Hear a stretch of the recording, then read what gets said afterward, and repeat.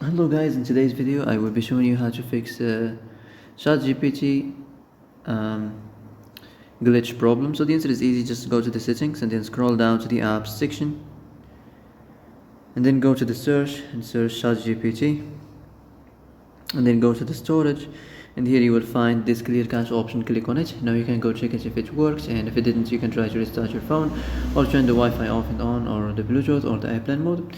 Also you can try to clear data, but be careful. If you clear data, all these applications data will be deleted.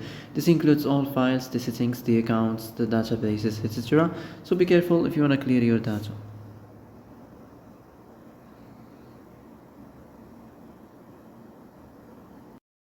And that's it for today's video. I hope this is the answer you've been looking for.